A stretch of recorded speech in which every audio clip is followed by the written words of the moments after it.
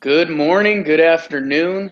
It's October 22nd, and today we're talking Knicks. It's the opening week of the season. The Knicks are going out to defend their title. Nope. We were just kind of looking for them to show us something. We're not even sure what we wanted to see, but we saw it. But before we dive in, let's talk Knicks. I'm uh, I'm Jake Storielli. You guys may know me from either talking Yanks or maybe you just know me. I don't know. I'm here with we kind of rotate some guys in. Today I'm here with Greg Poon. Greg, Hey, what's going on? I how wasn't are here you? last. I wasn't here last week. I was drafting a fantasy basketball team for my friend from college. So Priority. yeah, I mean, I got So him Enes Cantor. okay, okay. So Well, hopefully he's good. I don't know. hopefully they We'll track talk. offensive rebounds and Yeah, we'll talk about him throughout this points pod, I'm sure. points given up. Yeah, Greggy's a Boston College guy, Knicks fan, Yanks fan. We just talked some Yanks. We're a little sad about that. They did their Um, best. and yeah, again, kind of, if you joined us from Talking Yanks, Talking Knicks, we're fans. This is kind of going to be the weekly show. We're going to have some bias sometimes. At times, we're going to crap on the Knicks harder because we are Knicks fans. So we'll get into it. This week, the Knickerbockers had two games.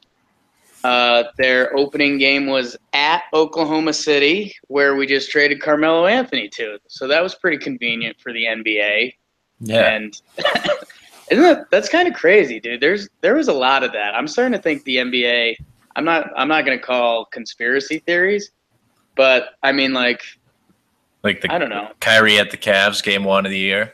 Yeah, Kyrie at the Cavs. I don't know. Like, I saw Tim Hardaway Jr. playing against His his dad. son, And, his dad yeah, coaches. Yeah, so I don't know. I mean, that was game two. Like that. If the NBA is playing in that stuff, that's way too far. But I don't know, kind of crazy. I mean, the Knicks looked okay for a while. They hung for the first quarter and a half, yeah. I think with and then about 4 minutes left, all hell broke loose. It was tied, and the Thunder just ended the half on a 13-2 run. That yeah, was and they were that first game they were kind of playing kind of what we were hoping from Knicks basketball, right? I mean, Cantor was kind of abusing them down low. I, we mentioned it on the season preview a little bit, but he's a good regular season player. I mean, he just gets so many easy buckets that just leak off the rim, and other big guys are pulling dandelions pretty much. yeah. He's like a Tristan Thompson if he just committed fully to offense and not defense. Yeah, Just like he uses his defensive energy to score baskets instead of playing defense. I don't know. yeah, and then yeah. I mean, the only OKC ran away with it. I mean, they're one of the few championship contenders this year. I mean the thing of note that's going to be a topic throughout the season and later in the show. I mean, the point guard play was just atrocious. That was the only thing that really jumped off the page. I mean, the bigs kind of did some good, some bad. Chris Stapps looked pretty good. The wings didn't play great, but they weren't terrible. I mean, there was a part of the game where Ron Baker and Sessions looked like guys that shouldn't be in the league. Yeah, no, I mentioned it to you while we were actually watching the game. I said Ramon Sessions looks like he's never passed the basketball before. Ron Baker looks like he's never dribbled a basketball before. And Frank looks like he's never played basketball in his entire life. Yeah, Those first 4 minutes that he got in, he just looked like he wasn't ready. His arms weren't up on defense. He was just like squirming around. He looked like on offense. One time there was an outlet to Tim Hardaway Jr. Frank just went to get the ball because he's the point guard, and he just ran into Tim Hardaway, yeah, slowed down the fast break, and then when he actually had the ball, it looked like he was pretty set on the set plays and not ready to go with the flow of the offense. Like if the play was to pass it to this person, that's what he was about to do, no matter what. So yeah. Yeah, just wasn't I mean, ready. any other thoughts on the Thunder game? The only other thing that's jumping out, and again, we'll talk about it because I think it's more of a main topic. But I mean, Willie Hernan Gomez didn't get in until like 4 minutes left in the game or something like that. Yeah, that was bad. that was kind of tough, and I don't know. I mean, that's the glutton of bigs that we've talked about, and we're going to circle around on that. So I mean, that's then again, talking more about Frank, he got in at the end with Hernan Gomez, and he looked ready to play basketball. Yeah, you could tell. I mean, he airballed his first two shots. He clearly came out jittery and was, I don't know. The Lonzo Ball Beverly thing got a lot of love because it's Lonzo and Beverly's a defensive stud. But yeah, I mean, you feel bad. You're putting a 19-year-old kid out there against Russ in OKC his opening night, so that was tough. But so I think he'll be fine. It was just a bad first couple minutes, but at the end I felt better. I was like, okay, he belongs on the court at least. Yeah. So the second game they played this week, they had their home opener, and they played really well to start. So they played Detroit. They went up 21 points like mid-second quarter, and they were playing really good basketball. Again, Kristaps had another good game. Cantor was banging again. Again, he just – because he doesn't even get, like, mean offensive rebounds. Like, you see a guy snare one on the boards, you're like, whoa, like, that guy's banging. Like, even, like, airball-ish type shots that nick the rim and stuff, Cantor's just there. And that was pretty cool when that was rolling. And I guess the follow-up statement with the point guards is that the way I put it was that game, Sessions and Baker both played like decent backup point guards. Yeah, that's tough. They both came in and kept it going a little bit, but it was still like a clear weakness. And Frank was out this game. And I guess the only other thing that jumps to mind with me was that Tim Hardaway Jr. came out pretty cold. I think it was 0 for his first 6 or 0 for his first 7, and then he either went 3 for 3 on his final threes or 3 for 4, I forget. But that was good to see. At least Timmy got something clicking. Yeah, I mean, I didn't watch the game, but I've looked at the box score and read through most of the play-by-play, and I mean, it looks like Baker did a pretty good job with his 15 minutes, but then it looks like Sessions, like you said, looked like a backup point guard, but he was playing starting point guard minutes, 33 minutes, minus 11, led the team. I don't know, led, is that the right word? Minus 11. Kinda. And then just the end of the second quarter, beginning of the third quarter is where they lost the game. When they were up 21, and then they were up 21 with 3:41 left in the second, and they cut it. The Pistons cut it to 13 by half, and then beginning of the second half, the Pistons just went on like an 8-0, 9-0 run, cut it to 4 at the very beginning. Yeah, that was clearly the difference in the game.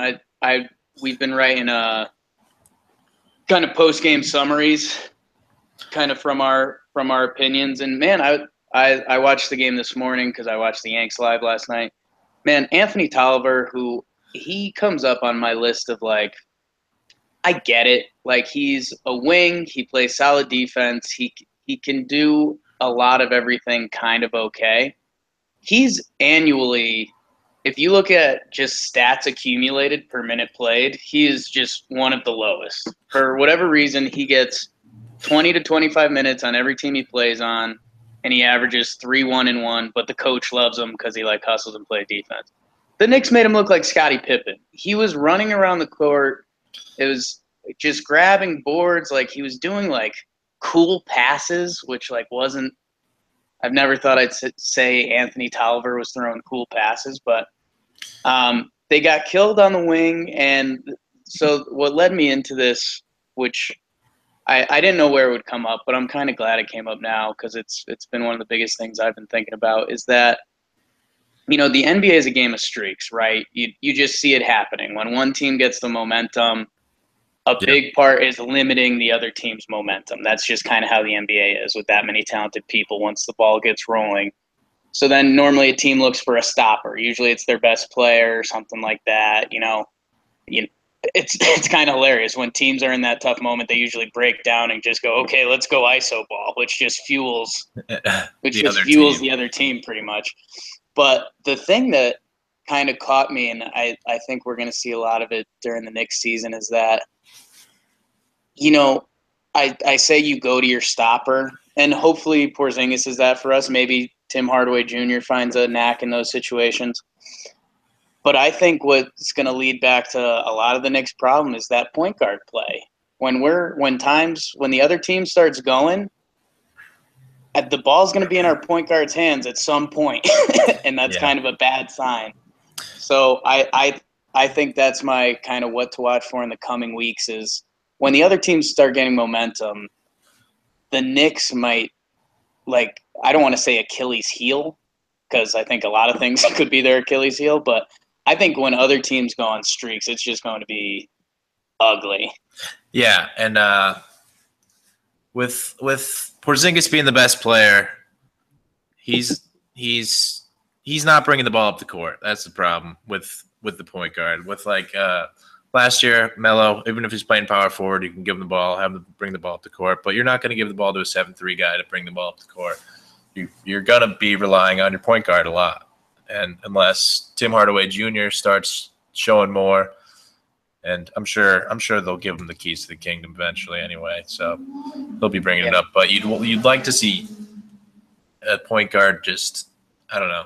They literally just need someone who doesn't turn it over and who does just knock down an open shot. That's all they want, and they don't have that for some reason. It seems like a fairly straightforward job description for an NBA player, but don't make a fancy pass, just move the ball around. It's Ron Baker the other day when he made a decent defensive play, tipped the ball, started the fast break, did a behind the back pass to Carmelo Anthony, who was no longer to Raymond Felton, who was no longer on the Knicks, and Felton just passed it up to Carmelo Anthony for fast break 3. It's like, what are you doing, Ron Baker? Yeah, that was pretty demoralizing. Yeah, and then Ron Baker got his cookies taken by Raymond Felton also, and just like, this guy is 45 years old. How are you letting him do that? And it was funny. I was talking to my Oklahoma City fans, and they were like, "Man, Felton might be decent if he got in a little better shape." And I was like, "This is Felton in his best shape. Yeah, you should see what I've seen." Yeah, the thing about those cookies is that Baker was trying to make it so that Felton couldn't steal the ball. It's not like he was trying to cross him up and he stole it. He was just literally back to him, warding him off, and Raymond Felton stole the ball. So we'll see what happens going forward. I feel like we're not done with this, but we'll keep it moving for now. Let's get to the positives. Yeah, and we'll see how many of those there are. But we're going to kind of divvy this into segments. If you guys, the fans, have some suggestions for different things, we like to keep it cute and fun. For our small topics to kind of get the ball rolling, I'm going to call them the layup line. Layup line, that's how you get warm. That's how you get it going. So just kind of some of the layup line topics I think that cover this first week. We had a lot of debuts. I want to divvy them out kind of between the bigs and the smalls a little bit. So let's go. I don't know. Let's kind of start with Cantor, McDermott, and Beasley's debuts. What do you think about them? I mean, I like Beasley a lot. One of my favorite players ever. You think the talent's there. He's a psychopath, which I love. That's what I'm about. Yep. And unfortunately, that first game he comes in, knocks down the 3, and lands on Westbrook's foot. Sprains his ankle, is out for the rest of the game. But that 3 was promising. You'd like to see him playing the 4, being able to stretch the floor. Fortunately, he's not hurt. I didn't see him yesterday, but he got back in already, which is good. I'm sure he's probably still hurt. If he didn't look like he was walking very well after that first game, so hopefully he'll progress still. He looks solid. He looks solid the second game. Then McDermott, we want him to be a shooter. He's been missing these first few games, but that's just shooting. Sometimes it goes in, sometimes it doesn't, and hopefully at some point it'll start going in. And then Cantor, you want to talk Cantor? Yeah, I mean I think Cantor was doing some kind of great stuff. What we've expected from Cantor. It felt like both games he only did it in the first half, which I don't know. I mean, it's also how the game's going. I think it's also rotations, which is obviously a popular topic early in the season. Cantor's look good. I mean, I guess my only question mark at this point is, can he do it for like a whole game? Because right now, I feel like both games he almost dominated a quarter slash a chunk of the first half, and then the second half he was kind of MIA. But yeah, and my big thing to note amongst those guys, you nailed Doug. He's gonna shoot. Some days they'll drop, some days they won't. He's looked pretty solid. Beasley, my kind of what to watch for there is, so obviously he does kind of unique stuff on offense. You're wondering if he can be the Knicks kind of second unit, go to whatever it is, kind of a point forward facilitator. Like a Derek Williams we had a few years ago. Yeah, a little something like that. B squad Lamar Odom, if you want to think of it like that, whatever it is. I would say, so we'll I keep saying we're going to delve into things. We already are. The other thing that jumped out and was one of my main topics was our wing defense, which any defense of the Knicks is going to be kind of sloppy this year. But like I said about Anthony Tolliver, and Anthony Tolliver looked good, which should say enough. But Tobias Harris toasted us. I'm not going to talk about the OKC wings because they toast pretty much everyone in the league. Man, on the wing, Beasley could become a finishing guy for this team when we're in games, because I think he's our best defensive option on like a 3-4 hybrid type player. Yeah. So who would you want to be in that lineup? I'd say we try to go with Lee, Hardaway. Hopefully one of them would be able to handle the point guard duties. Then Beasley, Porzingis, and a center. Is that?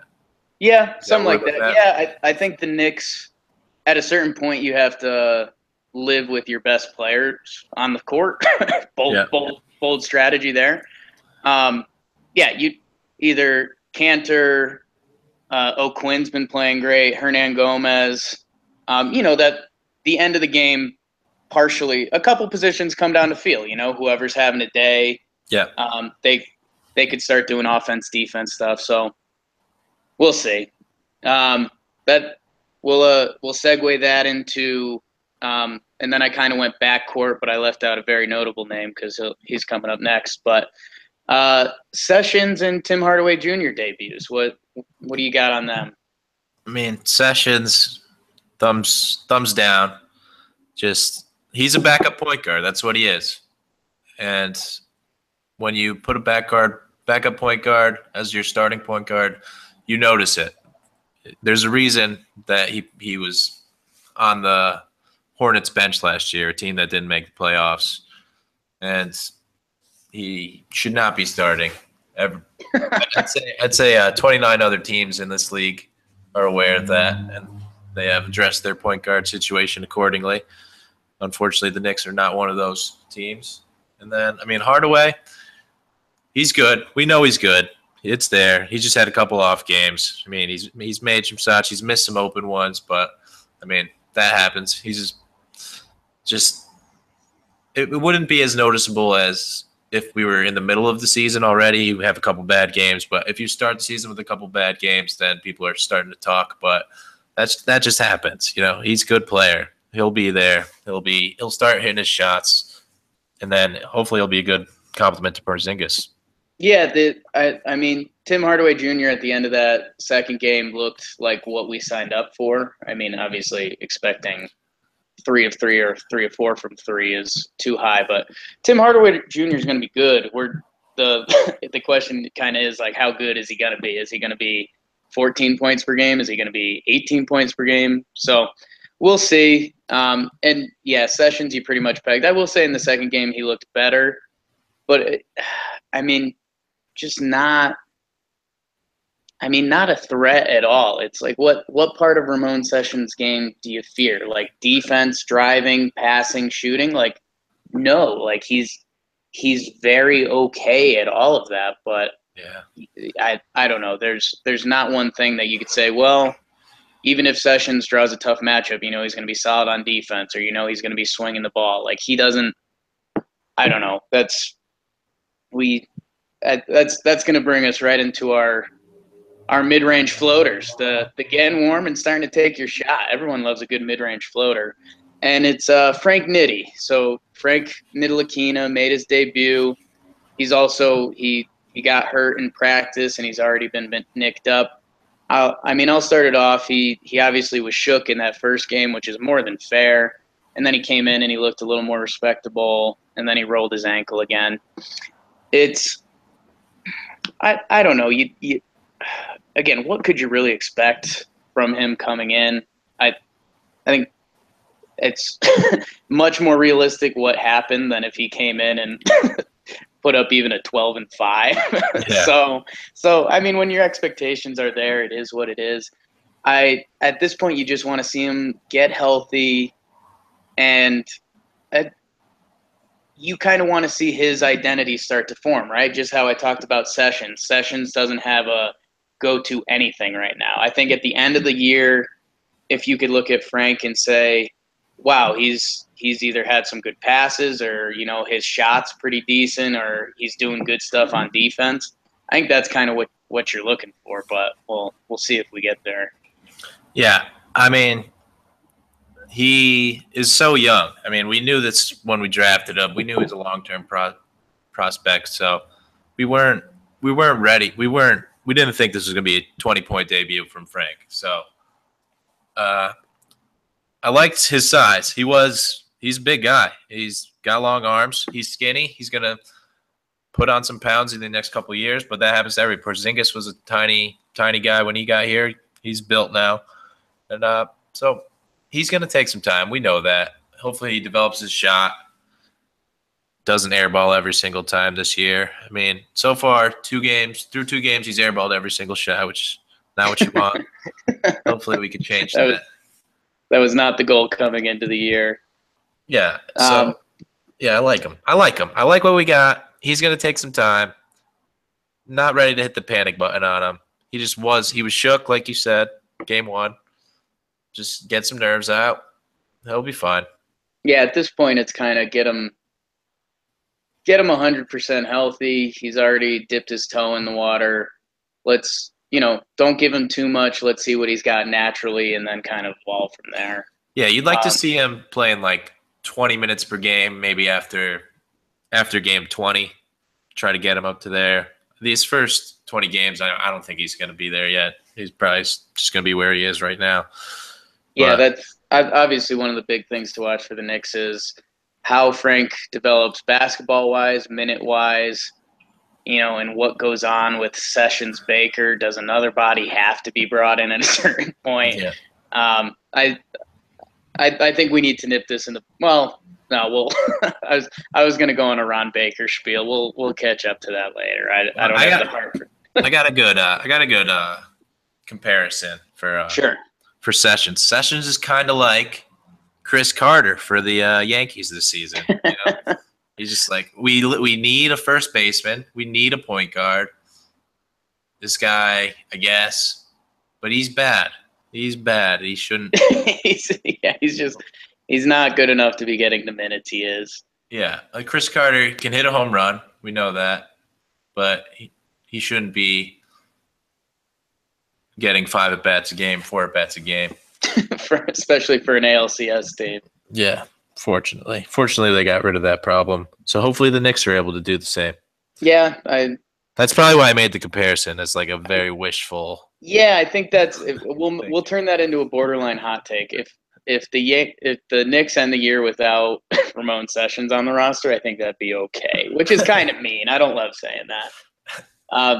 The other thing I have in mid-range floaters is that, man, Porzingis brought it. I mean, he's good. It could have been everyone's number 1 question. It's definitely a top 3 question, but it was how does Kristaps play being the one option? And he's balled out so far. He's I mean, what's he doing right now? He's 32 points per game, 8.5 boards, 1 block, 1.5 assists, 28 PER, if that means anything. Homeboy's been balling, and he tried to do some like mean stuff in that OKC game. Yeah, he was missing some He was dunks. trying to dunk on dudes and all that. So Kristaps has looked good. It got noted in the broadcast, and your brother and a lot of basketball correspondent, Ken Poon, said that he wanted us to note that Porzingis was posting up Stanley Johnson, but more importantly, like it's kind of funny because there's post up moves and then there's just being big, and he was saying that Kristaps was just flat out just shooting over him, like kind of kind of doing that. And I thought it was, you start wondering, if Porzingis, he's not going to finish the year at 32 points a game. I'll hot take, but Porzingis, I don't know. You start thinking signature moves, which is kind of funny. And I think when Porzingis gets remembered or hits his stride as a perennial all-star or whatever it is, man, just a pick and roll. When they pick and roll with Porzingis and he catches it smoothly, there's nothing the defender can do. It's a 7'3" guy shooting a 3 ball. So when I think that's kind of going to be like the go-to, like when they show like a Kristaps Porzingis highlight reel, there's going to be 3 of him just screen, pop, bang. Yeah, and I think he's definitely jump shot is going to be his thing. He's going to be a jump shooter.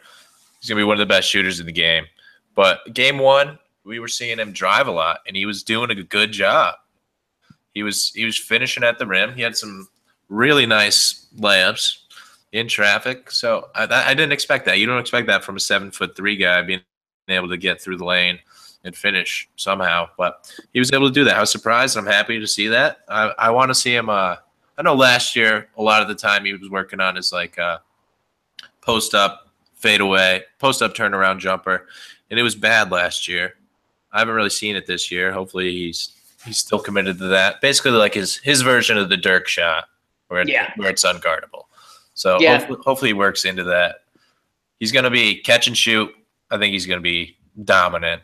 He just it's going to be fun, right? Like he's probably going to have a bunch of nights where he kind of does these mid-30 games, and then there's going to be a couple nights where it's not there and it's going to be ugly all around. But that's fine. Like we'll let him figure it out all year. Yeah.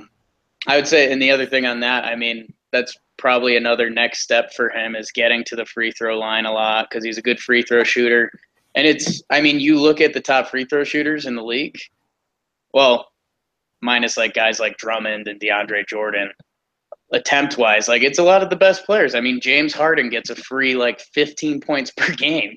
he just gets free throws. So I'm sure that's something Kristaps has been focusing on, and you could just tell it in his takes. He's being hyper aggressive right now, which is cool. Yeah, he's gonna have to learn how to draw fouls on the jump shot too.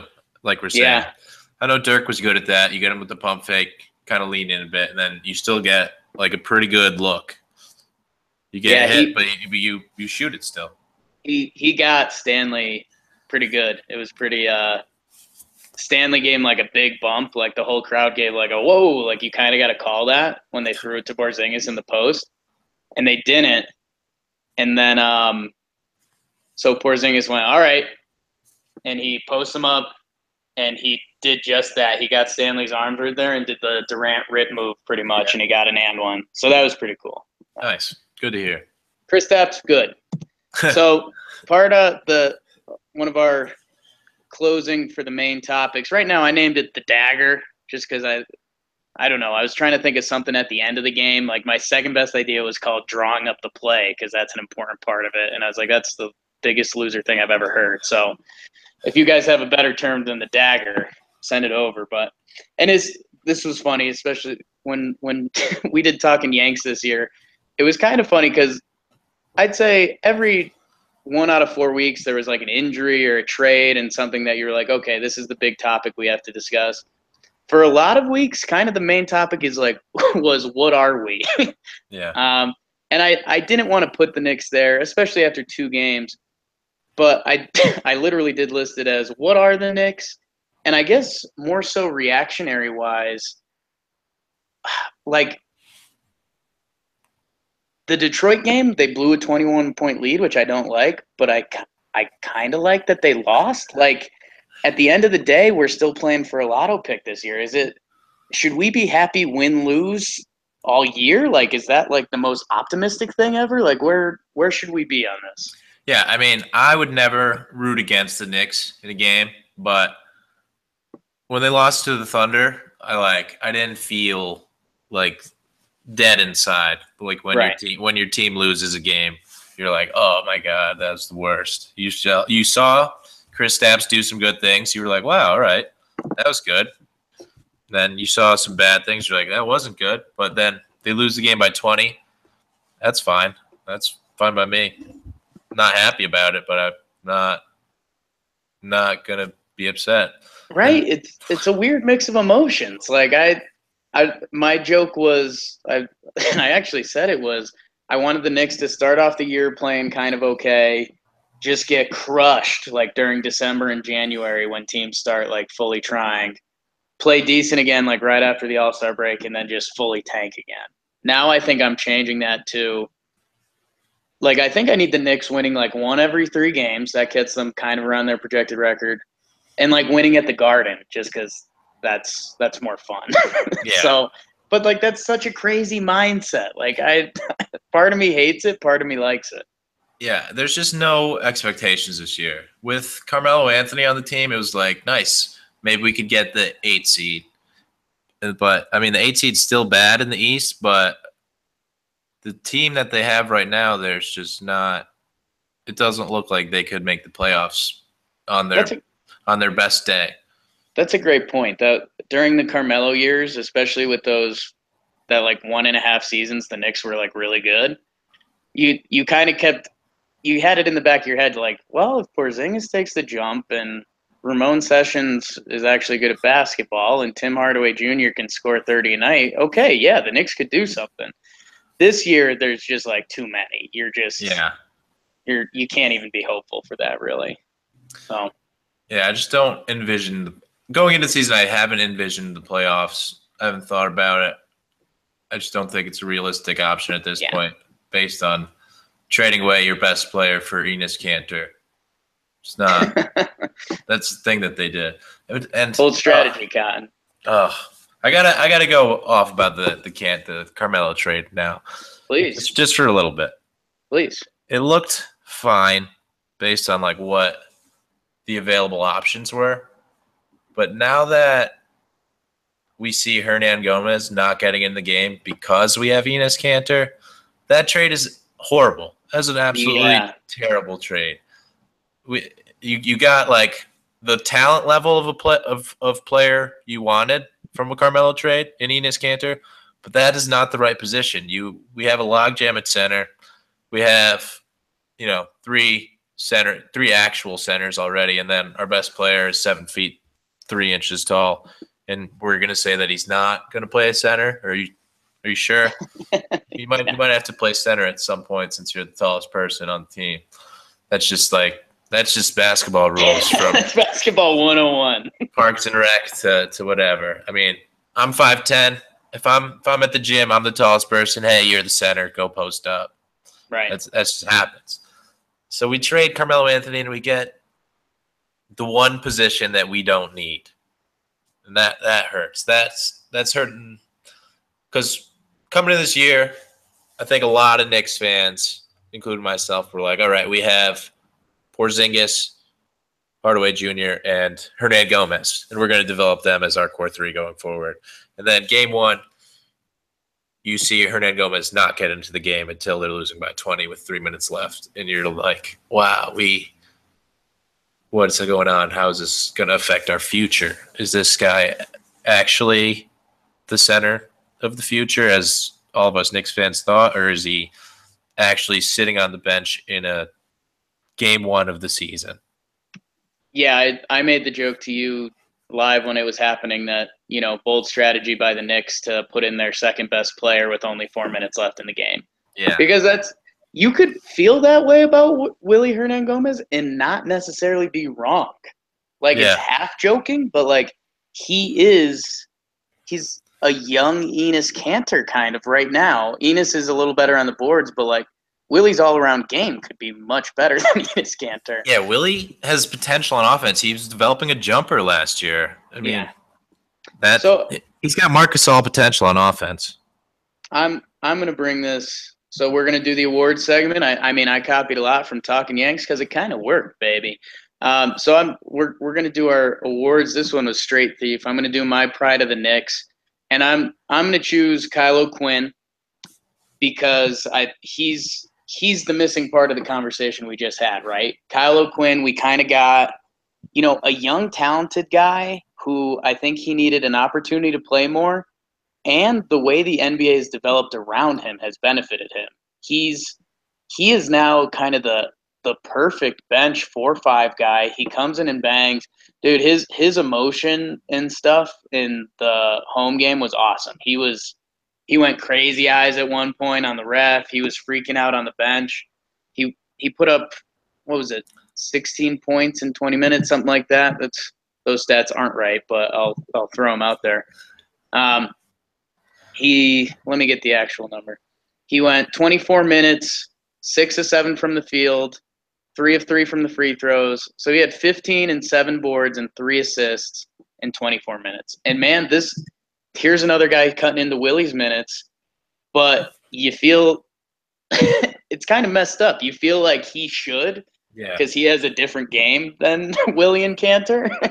But man, so I guess I'll pat Hornacek on the back. Not that he really deserves it, but something that was kind of cool that I mentioned in the post-game wrap-up, maybe I didn't, was the Knicks are running a lot of their offense through their big man, which, makes sense because A, you don't have a point guard.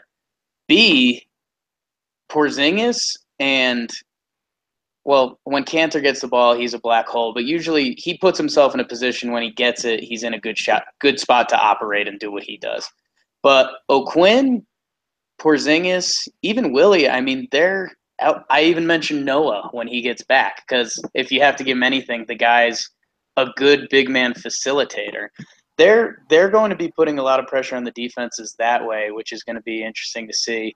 I would say, I mean, do you think this is kind of the hot topic? Do you think the Knicks are auditioning O'Quinn to be traded? How do you see this big man stuff figuring itself out? I think they have to be, because I know last year they were thinking about trading him just because where they were and where he is. He's good. He's a good player. So that's the only reason I can see. It's like, I can't fully understand Hernangomez not playing, but since you have Cantor and you have O'Quinn, who are two centers who deserve to play, and there's only 48 minutes in a game, that's why he's not playing, and that's why they have to get rid of him.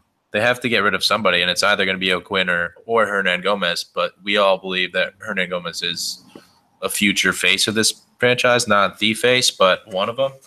So you have to believe that O'Quinn is going to be gone. And he only makes $4 million, which is great.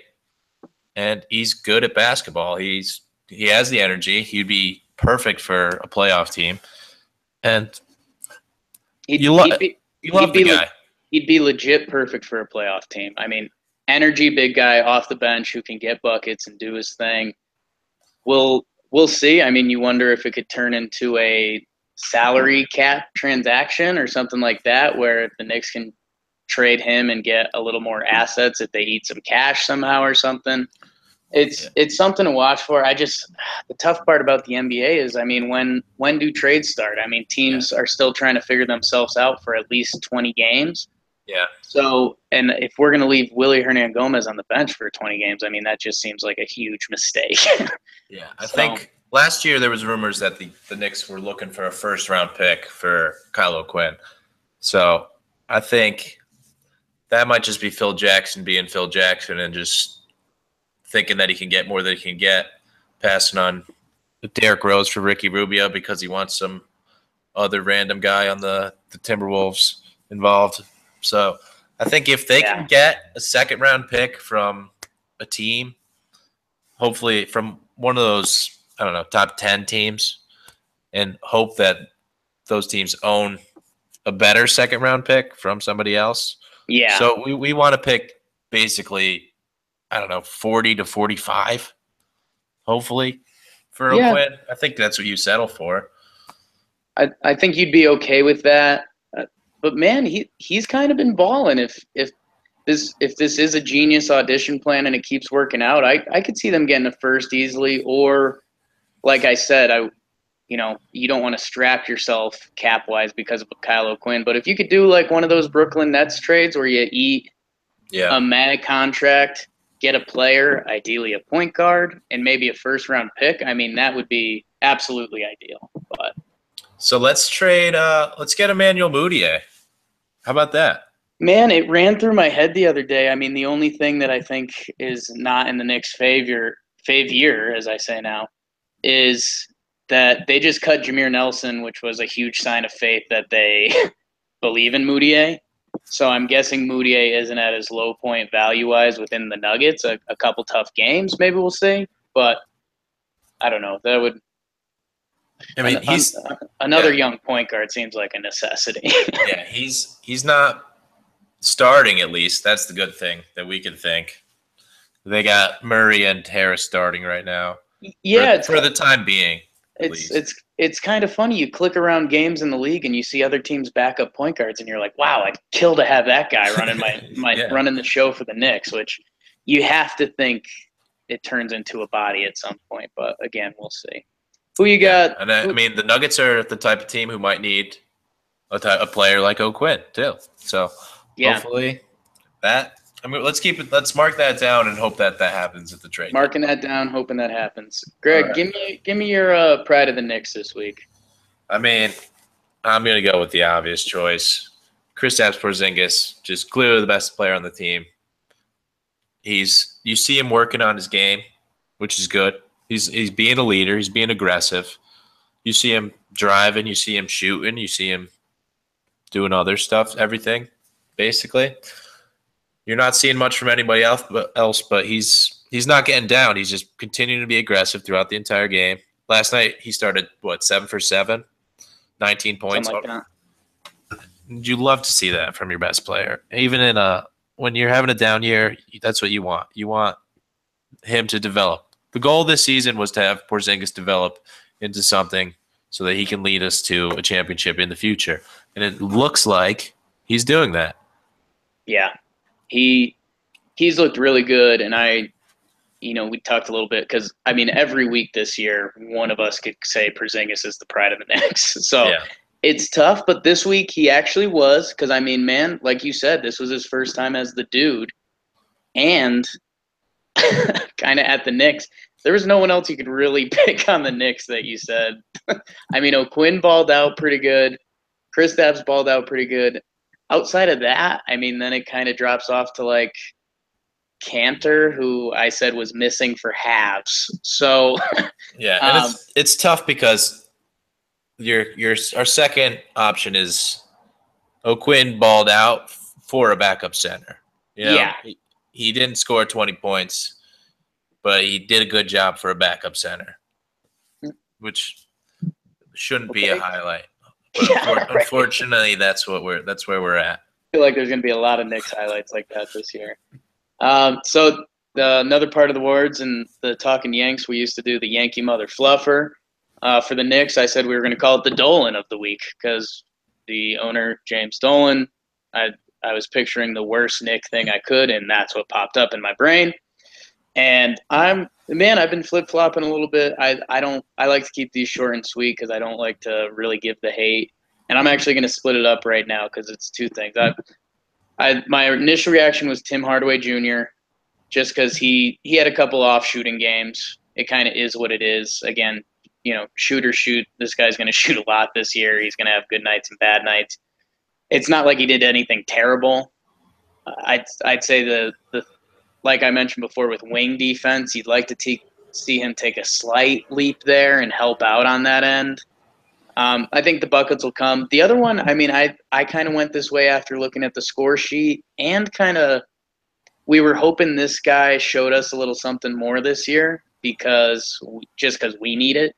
And Courtney Lee, man, Courtney Lee, 2 games, 30 minutes. He's averaging 6.5 points, 2 boards, 2 assists, which, man, I mean, and again, his PER this week was technically 2.7. I know small sample size, 2 games, fam. But this is a guy that we've talked about when the Yanks want to play well. We kind of want him being like our point guard. He's our best defender on the wing. You kind of rely, you're going to get a couple corner threes are going to go up. He can get a couple other buckets kind of doing his own thing. He wasn't really here this week. Again, short week, and I don't want to delve on it, but another guy who could be a trade asset too if things go right or wrong. Yeah, I think my low points, my low guys for the week. Obviously, we've touched on the point guard position. Just as a whole, I think they win the award. You just didn't see it. Just backup point guards playing starters minutes. We just have a good backup point guard play for 20 minutes and a bad backup point guard play for 28 minutes.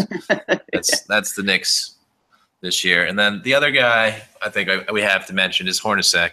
Just not putting Willie in the game, and it's not entirely his fault because he was not given much to work with at the point guard position. Right. And he was given too much to work with at the center position. But you have to figure out how to put Willie Hernangomez in the game, in my book.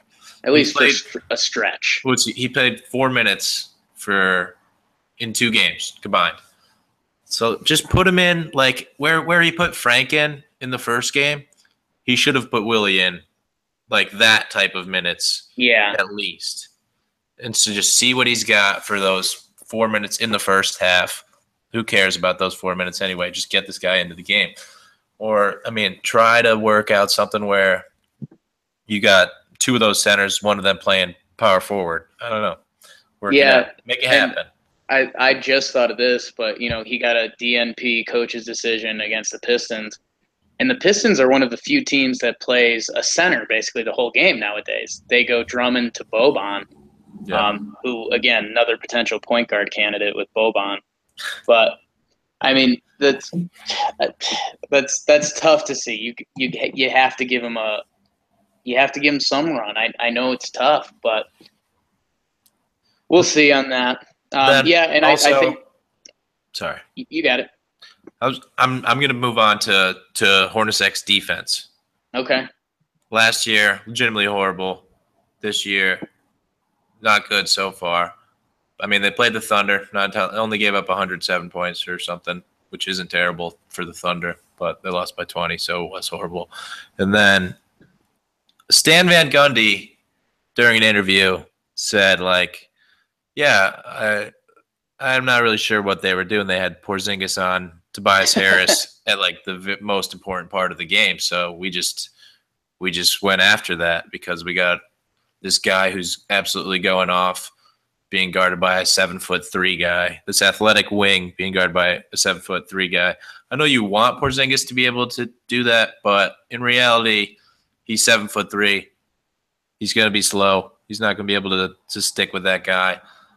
And when the other team is like, wow, I can't believe they're giving us that right now, that's when you know that you're not doing a good job. Yeah, I was looking at some of the team stats. I mean, right now they're technically opponent points per game. They're 18th out of 30th, which is okay. Their points per game is 28th out of 30th.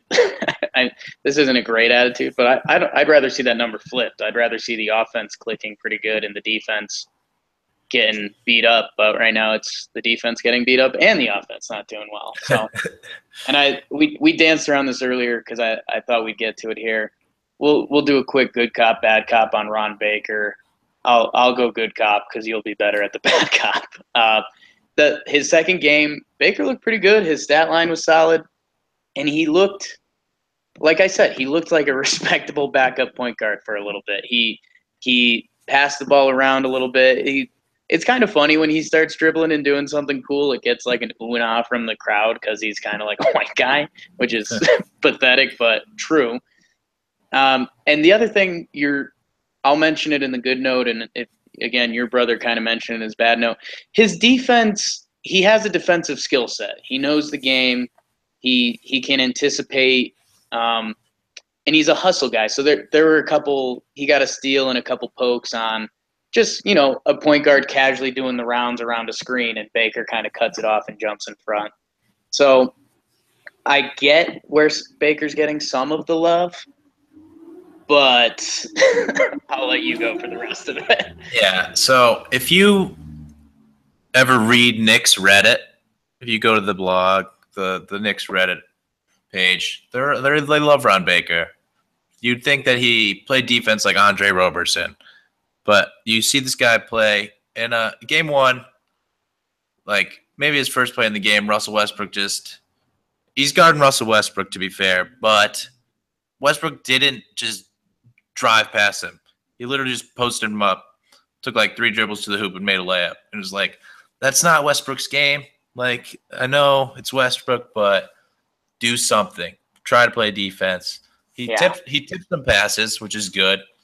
He also like gambles on defense to tip those passes and just leaves his man, which is like, I know like sometimes it's a good result, but you just left your man wide open. And if the other team is going to eventually realize that you do that every single time, they're just going to pass it to that guy and he's just going to make a 3. So like, hey, don't do that, Ron. And then offensively, last season, he shot 26% from 3.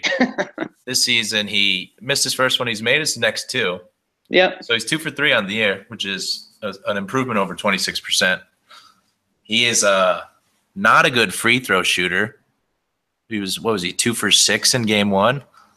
Yeah, that was from your point guard, Ron Baker's shooting 2 for 6. It's like, maybe you shouldn't be in the NBA if you're the point guard shooting 2 for 6. And then, I mean, offensively, cannot dribble a basketball. Like, yeah, you can't dribble the basketball. This guy's unguarded, dribbling the ball, lost the ball more than one time against the Thunder. You're the point guard. Learn how to dribble. Nobody's guarding you. Don't throw behind the back passes to the other team. Just be a chill guy. Just dribble the ball, pass it to Porzingis, and I won't complain. Just dribble the ball, go run to the corner, stand there for the rest of the possession, and you can have a thumbs up in my book. But sometimes Ron Baker's just like, all right, I'm good. I know last year at one point he like had a good game. The next game he comes out, he's just like shooting step back threes, and it's just like, Ron, what are you doing? Yeah, the words you were just using kind of reminded me of Kuzminskis from last year. There was games where Kuzminskis was finishing the games, looked like a solid shooter, like role player, and there was games where he looked like he should have never been on an NBA court. And I think that's going to be the definition of Ron Baker this year. Yeah, and where's Kuzminskis? You know, he's bad. He wasn't dressed yesterday again. You know, and I mentioned the offense. Is he hurt? I don't think he's hurt. I think he might just be bad. Yeah. Oh, well, I like him. I like the guy. When he's on, he's good. He's the type of guy who they pass him the ball and you think he's going to make a 3, but then he misses and you're like, he should have made that. He's good. He's good enough to make it, but I think he misses enough for us to be able to say that he's not a good shooter. He'll find a way to dress soon, whether injury or whatever it is. Yeah, Lance Thomas got a DNP coach's decision last game too. So I mean, Lance Thomas and Willie Hernan-Gomez are guys that have finished out games for the Knicks, and they're getting DNPs. So the rotation's definitely something to watch. Yeah, I mean, I like Lance. A lot of the time, his plus minus looks pretty bad, but he looks good on the court. When he's knocking down threes, he's a good player. Yeah, I mean, you could say that about anybody, but yeah, if I make all my threes, I'd be pretty decent. Yeah. Let's so that covers a lot of this week. next segment I call From Way Downtown, bang! No, I didn't put in that last part, and I probably won't ever speak in that voice again. But it's kind of the look at the upcoming week, some thoughts, some predictions. We've got Tuesday at Boston, Friday home versus Brooklyn, Sunday at the Cavs. What do you think, Greggy? We could beat the Celtics. We could beat the Nets. You said, yeah, we could beat those. We could beat those two teams. But I mean, will we beat those two teams? Is a better question. This week we're just trying to get a win on the board, right? Whether it's against the depleted Boston or home versus the Nets, or home versus the Cavs. But my thing of note for the Boston game is Boston's so depleted right now. I mean, if I pride myself on knowing a lot of NBA guys, and some of the guys they've got playing minutes off their bench right now I've never heard of. And that's kind of the Knicks' strength right now. Like, we've got depth. We've got guys like Beasley who can come in and do stuff. The big men that we've talked about, et cetera, et cetera. You wonder if that's an important part of the matchup.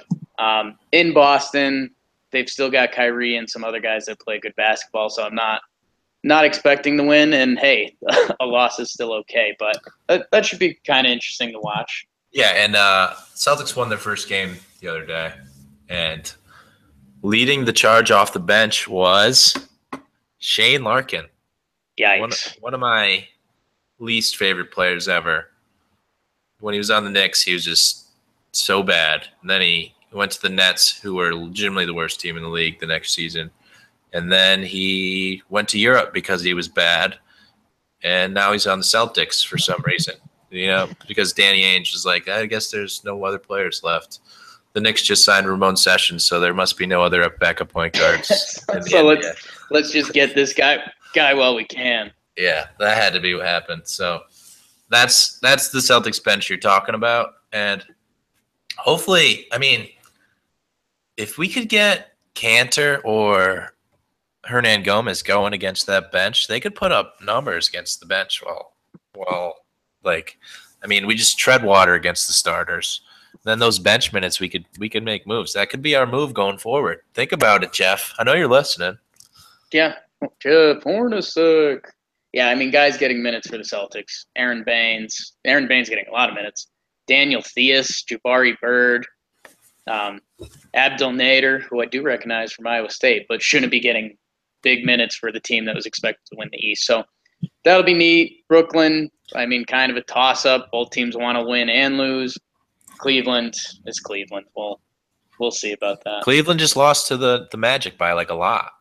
Hey, in the A Lot of Basketball preview, I mentioned the Magic as something to mention, and everyone laughed at me. But, hey, Coach Frank Vogel, got to believe. Yeah, believe land in Orlando. Well, man, we covered a lot. The last segment I kind of labeled as final thoughts. I was trying to think of another creative name here, like 60-second timeout, but like that doesn't make sense. That sounds like a timeout. You're pretty bad at the creative names, I've noticed. Yes. And I know what my best idea was. I was going to call it 30-second timeout, last play of the game.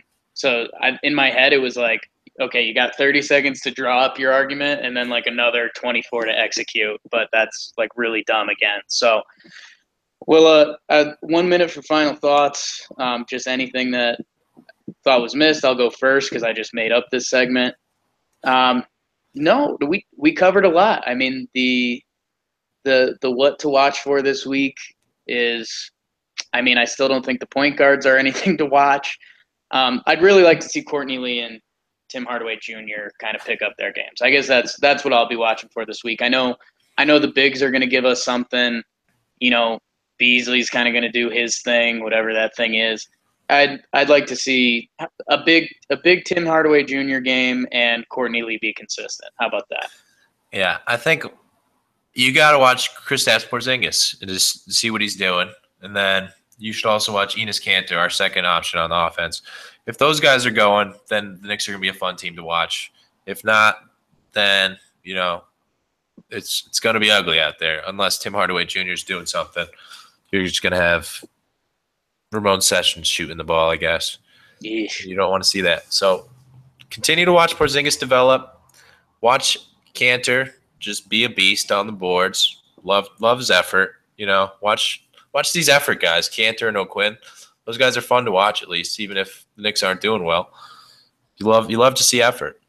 Not Ron Baker, though. He tries really hard, but he's an exception to the rule somehow. I don't know. We like effort from everyone except Ron Baker. Exactly. Well, I think that was a good pod. I'll end it with kind of the generic stuff. Subscribe on iTunes or whatever other forms, Android. Download the podcast, whatever you want to do with it. Just give us a listen. Maybe you might like it. And yeah, we'll talking Knicks on Twitter. Me and Greggy are on there. We got some other contributors, and I think we're gonna do post game write ups for every game. So check those out if you're into it. Mondays, and if you can't listen, they'll be posted Mondays. Listen then, or listen whenever, and have your whole family listen to it and all your extended friends. So, thanks. Go Knicks, maybe, but this was talking Knicks. Thanks, guys. Thanks for having me, Jake. For having us.